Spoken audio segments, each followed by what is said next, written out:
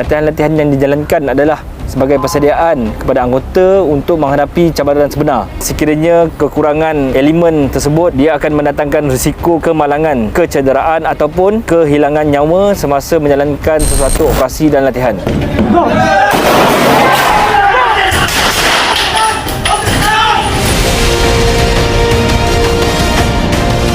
Kita beroperasi dalam jerebu yang sangat tebal dan cuaca yang agak panas. Itu satu pengalaman yang menarik. Tidak akan saya lupakan lah sampai bila.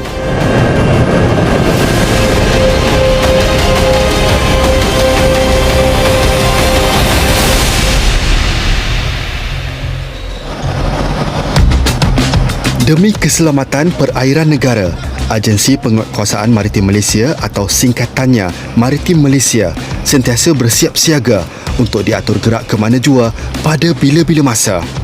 Inilah satu-satunya faktor terpenting bagi mencapai matlamat untuk menjadi antara agensi penguatkuasaan maritim yang terbaik di dunia. Di ufuk samudera, merekalah nakhoda yang mendukung amanah, menguatkuasakan undang-undang serta menyelamat nyawa dan harta benda di laut bagi memastikan kesejahteraan perairan negara.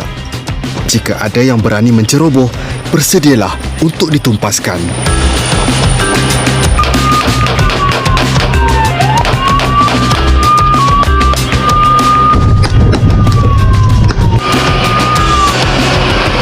Special Task and Rescue Team, STAR Team atau Pasukan Tindakan Khas dan Penyelamat akan sedia digerakkan bagi membantu agensi dalam melaksanakan tugas penguatkuasaan undang-undang dan menyelamat di zon maritim Malaysia.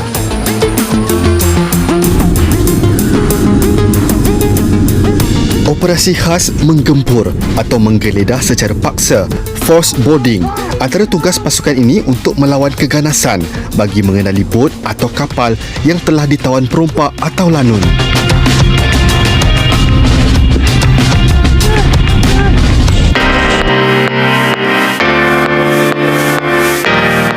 Setiap anggota STAR Team perlu melalui 2 bulan latihan pemanasan serta 3 bulan kursus asas komando di Pusat Latihan Angkatan Tentera Malaysia sebelum ditauliahkan sebagai komando.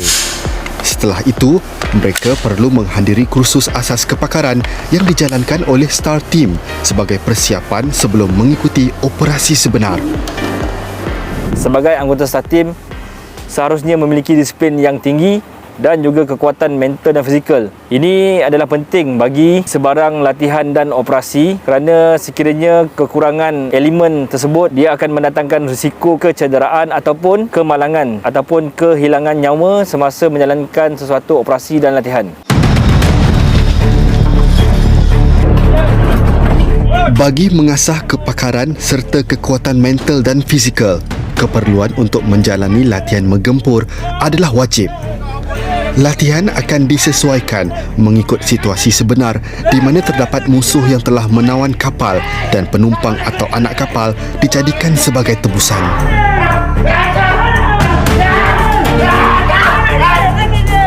Kumpulan tebusan pula akan diletakkan di 2 bilik berbeza bagi memberi ruang kepada STAR Team untuk mempelbagaikan taktik menggempur. STAR Team pula akan dibahagikan kepada 2 kumpulan. Simulasi latihan adalah berdasarkan kejadian berlaku di atas kapal. Penyusupan dilakukan dari 2 arah, iaitu melalui tangga kapal dan melalui sisi kapal menggunakan caving ladder.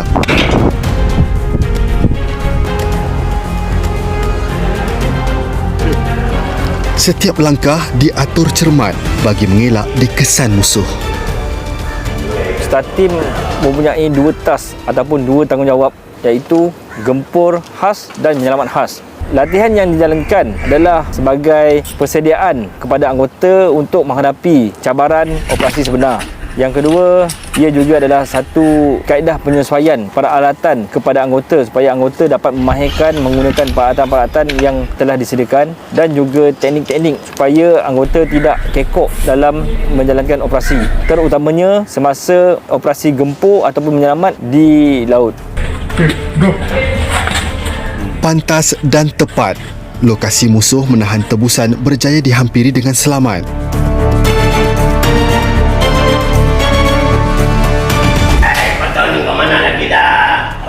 Setelah ia dikenal pasti, Star Team akan mula menggempur.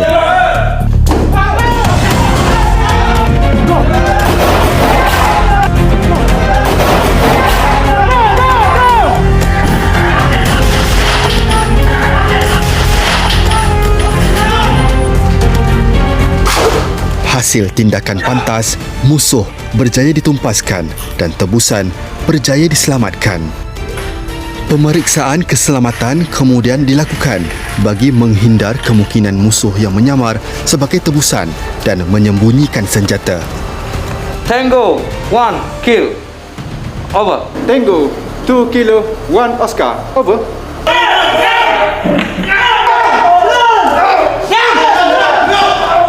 Musuh yang menyerah diri dan tebusan yang diselamatkan kemudian akan dibawa keluar dari kapal dan diserahkan kepada pegawai penguatkuasa maritim untuk tindakan selanjutnya. Objektif latihan untuk menggempur dan menyelamat nyawa tebusan tercapai.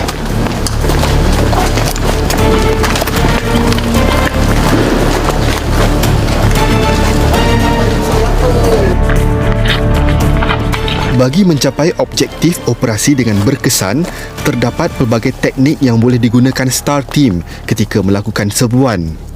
Satu daripadanya ialah dengan menggunakan letupan yang dinamakan bom helahan. Bom helahan ini adalah salah satu teknik yang mana digunakan oleh Star Team untuk mengalihkan perhatian musuh sebelum tim utama digerakkan untuk menggempur kawasan sasaran. Ia juga adalah salah satu elemen of surprise untuk memberi kejutan kepada musuh dan supaya tim gempur boleh bertindak untuk menyerang kawasan musuh.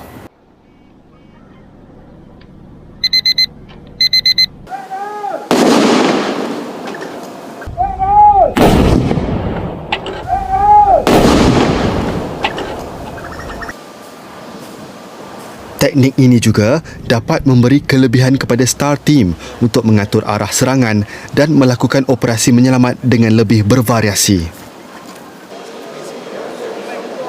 Selain simulasi menggempur, antara latihan yang dilakukan Star Team ialah simulasi menyelamat.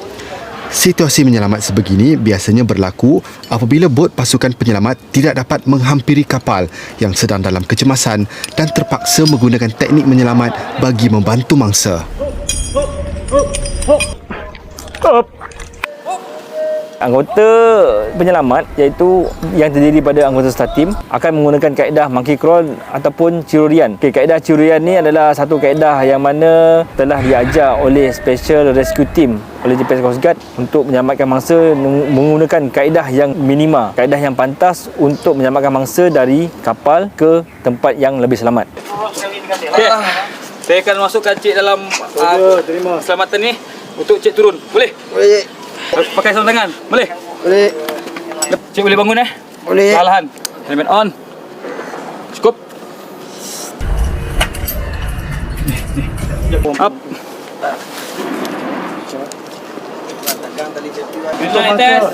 Okey. Check. Dengan menggunakan teknik bridge line dan kaedah steep angle, mangsa dapat dipindahkan dengan selamat. Okey, cik. Okey, cik. Okey. Langsung release. Mangsa kemudian akan diberikan rawatan kecemasan sebelum dibawa ke hospital berhampiran untuk rawatan lanjut. Sini. Melakukan latihan dan menjalankan operasi sebenar ternyata berbeza. Waktunya tak terduga dan situasi di tempat kejadian susah untuk diramal. Apa yang penting ialah persiapan mental dan fizikal untuk menghadapi apa jua keadaan. Sepanjang perkhidmatan saya dengan Star Team, misi yang amat mencabar adalah satu kes di mana kapal dagang di Pelabuhan Johor telah ditawan oleh sekumpulan lanun dan Star Team telah diatur gerak menggunakan pesawat untuk membuat fast roping di atas kapal. Semasa kami turun di kapal, lanun-lanun tersebut memberi tentangan kepada tim gempur Star Team dan menggunakan objek-objek tajam seperti parang, besi dan juga membuat huru-hara di kapal tersebut. Ancaman dan tentangan daripada lanun tersebut bagaimanapun berjaya ditumpaskan oleh Star Team hasil daripada latihan yang dijalani. Kejayaan ini menjadi pembakar semangat kepada keseluruhan pasukan untuk meningkatkan lagi prestasi dan sentiasa bersiap sedia. Unite and Fight. Star Team sentiasa bersedia menghadapi sebarang operasi. Walaupun jumlahnya kecil, impaknya tetap dapat dirasai. Saya berpandangan Star Team masih lagi muda dan baru dalam perjalanan untuk menjadi sebuah pasukan khas yang terbaik. Saya tidak melihat kejayaan yang kami telah kecapi sebelum ini adalah sebagai satu noktah untuk anggota Star Team menambik dada. Namun ia adalah sebagai satu pemangkin kepada pasukan untuk menjadi satu pasukan yang terbaik dan disegani oleh pasukan yang lain.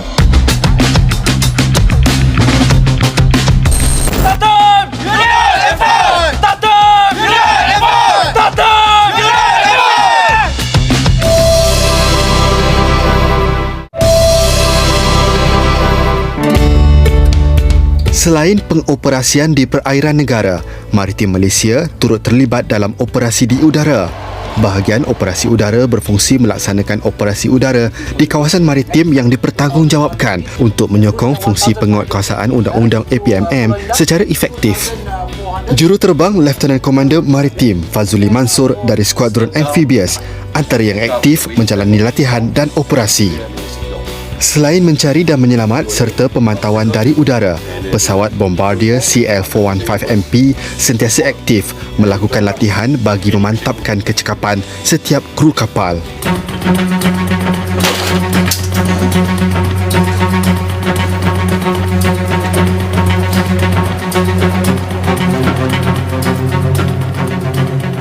Lain padang, lain belalang. Begitu juga pandangan kru kapal ini terhadap pesawat yang mereka kendalikan saban hari.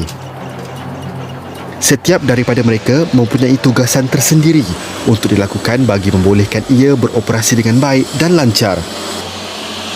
Pengalaman menerbangkan pesawat ini ternyata berbeza, lebih-lebih lagi apabila melibatkan pendaratan di atas air.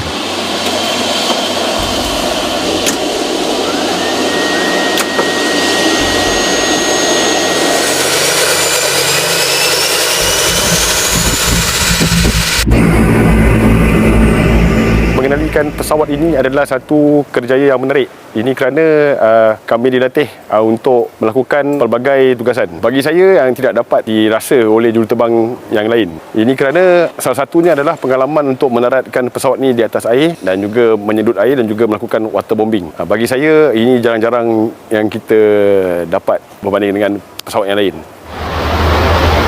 Kawasan latihan untuk pesawat ini melakukan water scooping dan waterbombing adalah di Pulau Indah, Klang. Latihan melibatkan aktiviti scooping dan bombing di sepanjang sungai untuk mengasah ketepatan dan koordinasi di antara kru.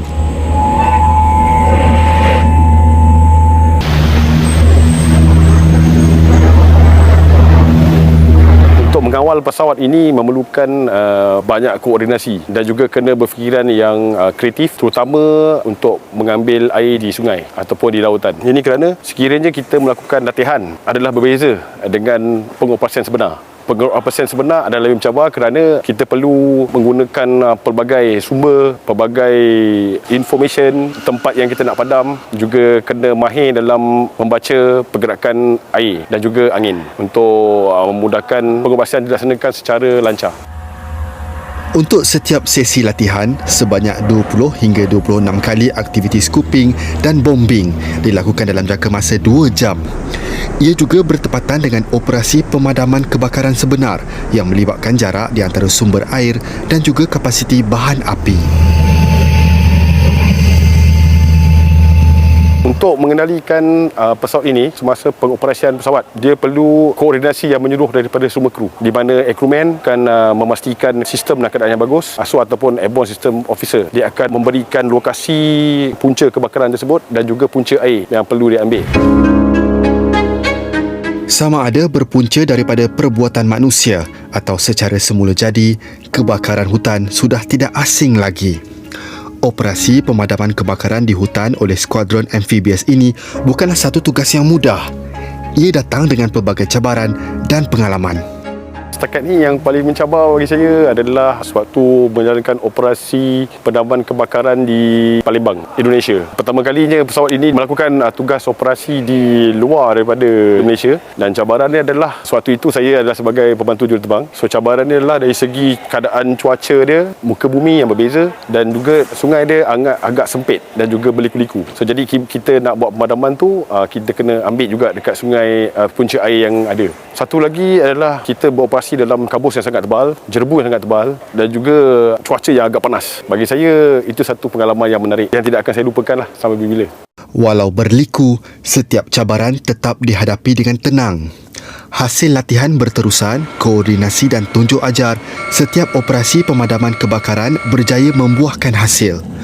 Kebolehan kru mengendali pesawat dalam pelbagai situasi dengan tenang adalah hasil daripada latihan berterusan. Bila kita selalu tergebal, lagi kerap dengan latihan yang mencukupi, kita menghadapi situasi itu dengan mudah lah. Time to time kita akan update ataupun beri sedikit nasihat kepada anak kapal. Okey, buat macam ni, yang ni tak boleh. Sebab di dalam penerbangan ni kita tak boleh ada kesilapan, walaupun kesilapan yang kecil. Sebab impact dia punya tu besar. Kita nak mengelakkan kejadian yang tak diingini berlaku lah. Pesawat Bombardier CL415MP buatan Kanada ini merupakan kapal yang telah diubah suai daripada hanya memadam kebakaran sahaja kepada turut boleh melakukan pemantauan. MP bermaksud Maritime Patrol, dan pesawat yang telah diubah suai ini hanya terdapat di Malaysia dan dioperasikan oleh APMM sahaja. Kami skuadron amphibious amat berbangga kerana pesawat CL415 ini adalah unik, dan Malaysia adalah satu-satunya negara di rantau Asia yang mempunyai pesawat yang boleh memadam kebakaran dari udara, yang mana telah mengharumkan nama negara serta meletakkan negara kita setanding dengan negara maju yang mempunyai kepakaran tersebut. Mampu mengisi air sehingga 6,000 liter dalam sekali scooping atau sortie. Pesawat ini boleh terbang sejauh 2,400 km dan menjadikan operasi pemadam kebakaran di hutan atau di laut lebih efektif berbanding helikopter atau pesawat penangki. 17 tahun beroperasi. Sejak ia mula dikuatkuasakan pada 15 Februari 2005, sambutan ulang tahun APMM pada kali ini ternyata berbeza. Ada yang skeptikal dan ada juga yang teruja. Namun sambutan yang dilakukan di perairan Kuala Selangor ini berjaya dilaksanakan pada Februari lalu dengan jayanya. Pada mulanya ramai yang memikirkan ini akan menjadi satu cabaran yang besar sebab tak pernah buat. Selama 17 tahun wujud ni APMM ni tak pernah buat kan. Itu yang saya dapat kali ini, semua pegawai-pegawai yang pegawai pemerintah ni semua memang muda dan mungkin tak ada pengalaman tapi berpengetahuan. Jadi senang untuk saya mendidik dan membentuk mereka ni dan mengajarlah untuk buat yang terbaik. Of course saya tak buat dengan sendirinya. Ini bukan hasil kerja saya sendiri dan juga merupakan teamwork lah. Tanpa teamwork daripada pegawai-pegawai lain memang mungkin susah sikit lah untuk kita jayakan event ni. Maritim Perkasa, gabungan di antara eksersis dan sambutan ini membariskan aset laut dan udara dengan formasi melibatkan 9 kapal maritim, 4 helikopter dan juga pesawat Bombardier. Setiap formasi dan koordinasi dilaksana setiap pegawai memerintah dan kru kapal dengan tepat. Bukan tak pernah keluar ke laut, bukan tak pernah buat boarding ataupun dan sebagainya. Cuma mereka tidak pernah buat keluar dalam kumpulan yang besar. Paling banyak pun kadang-kadang 2 buah kapal saja. Ini yang pertama kali dia orang experience ni. Selain daripada tu, apa yang demonstrasi itu normal. It's a normal day to day punya function yang saya boleh cakap lah. Yang berbezanya adalah keluar dalam formasi yang besar dengan melibatkan aset yang banyak. Ramai pegawai pemerintah yang baru ni memang excited lah sebab dia orang tak pernah buat dan diberi peluang untuk buat, dan ini merupakan sejarah dalam APMM. Jadi mereka akan cherish this selama-lamanya lah. Ini kali pertama dulu saya terlibat. Saya sebagai pegawai pemerintah kapal ni, saya sebagai pegawai navigasi kapal ni. History is created, that's all. Dengan tema Kami Serius Melaksanakannya, penguatkuasaan melalui udara dan air dilakukan dengan progresif dan kondusif demi menjaga ketenteraman, keamanan dan kesejahteraan perairan negara. Sempena bulan kebangsaan ini, saya berharap agar komuniti maritim dapat mematuhi undang-undang yang telah ditetapkan oleh kerajaan, terutamanya di laut.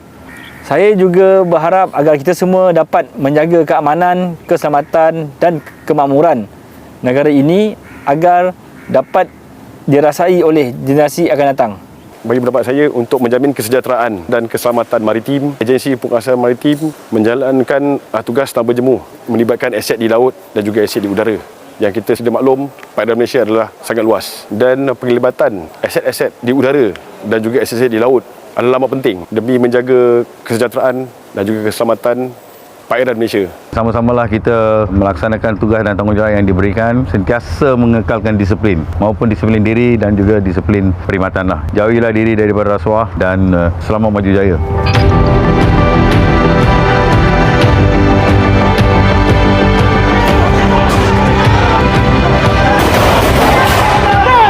Menggempur untuk menumpaskan musuh dan ancaman serta menyelamat mangsa dalam kecemasan tanpa mengira waktu dan lokasi. Itu tugas hakiki pasukan tindakan khas Star Team. Pesawat bombardier pula sedia memadam kebakaran walau di mana ia berlaku, hutan atau di lautan. Bersama barisan pertahanan lain yang membentuk dan melengkapkan benteng sekuriti negara, Maritim Malaysia tuntas mengharung gelombang.